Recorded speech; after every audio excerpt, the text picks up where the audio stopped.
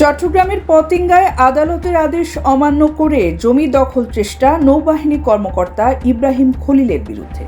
একই জমি 53 বছরে একাধিকবার বিক্রি, মালিকানা নিয়ে চরম ভোগান্তি। বিস্তারিত দেখুন চট্টগ্রাম থেকে তকি উসমানীর পাঠানো 3 পর্বের ধারাবাহিক অনুসন্ধানী প্রতিবেদনের প্রথম পর্বে। চট্টগ্রাম নগরীর 41 নম্বর পতেঙ্গা ওয়ার্ডে একটি জমিকে কেন্দ্র করে দীর্ঘদিনের প্রতারণা ও প্রভাব খাটানোর অভিযোগ উঠেছে নৌবাহিনীর কর্মকর্তা ইব্রাহিম খলিলের বিরুদ্ধে। অনুসন্ধানে উঠে এসেছে একটি জমি বারবার বিক্রি ও হেবা হওয়ার কারণে এখন আদালতে একাধিক মামলা চলছে। সূত্র জানায়, পতেঙ্গা মৌজার RS 2649 নম্বর খতিয়ানের 31 শতক জমি 1969 সালে নুরুন্নাহার ও নুরুচ্ছোফা সালে আহমদের কাছে বিক্রি করেন। এই বিক্রির পর তাদের আর ওই জমির ওপর কোনো অধিকার ছিল না, কিন্তু স্বাধীনতা পরবর্তী BS জরিপে জমিটি আবার নুরুন্নাহারের নামে রেকর্ড হয়ে যায়। সেই সুযোগে তিনি আগের বিক্রির কথা গোপন রেখে 1978 সালে একই জমি আবার আমির আহমেদের কাছে বিক্রি করেন। পরে জমিটি কয়েক দফা হাত বদল হয়। সর্বশেষ 2018 সালে কাদের সিদ্দিকী নামের এক ব্যক্তি জমিটি হেবা দলিলের মাধ্যমে তার 2 মেয়ে মুক্তা ও তানিয়ার নামে দেন। দীর্ঘদিন জমিটি খালি থাকায় প্রকৃত মালিক সালে আহমেদের ওয়ারিশরা বিষয়টি জানতে পারেননি। 2022 সালে সালে আহমেদের ওয়ারিশরা জমিটি উদ্ধারের উদ্যোগ নেন। তারা উত্তর পতেঙ্গার মোহাম্মদ ইসমাইলকে পাওয়ার অব অ্যাটর্নি দিয়ে আদালতে মামলা করেন।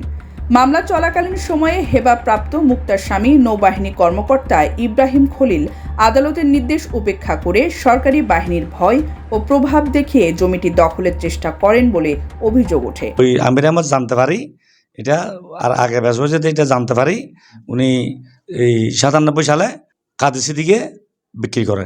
কাদের সিদ্দিকির 2টা মেয়ে ছিল, একজন মুক্তা একজন স্বামী মেয়া।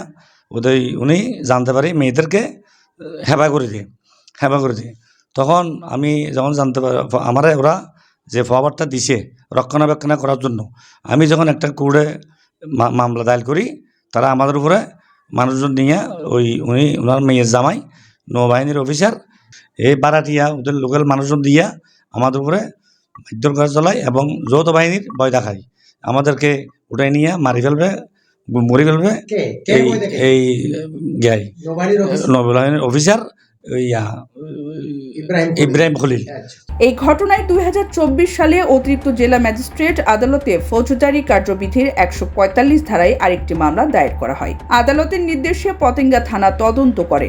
তদন্ত প্রতিবেদনে পুলিশের পক্ষ থেকে জানানো হয়, অভিযুক্ত ইব্রাহিম খলিলের বিরুদ্ধে দণ্ডবিধির 506 ধারায় অপরাধের প্রাথমিক সত্যতা পাওয়া গেছে।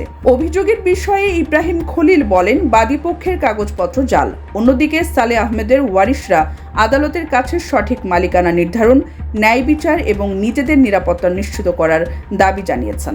দর্শক, এই অনুসন্ধানী প্রতিবেদনের পরবর্তী পর্বে জমিটি নিয়ে মামলা চলাকালীন অবস্থায় কারা বেআইনিভাবে প্রভাব খাটিয়েছেন এবং কিভাবে আইন অমান্য করা হয়েছে তা তুলে ধরা হবে। চোখ রাখুন অগ্রযাত্রা প্রতিদিনে। অগ্রযাত্রা প্রতিদিন, নির্ভীক প্রত্যয়ে উজ্জীবিত।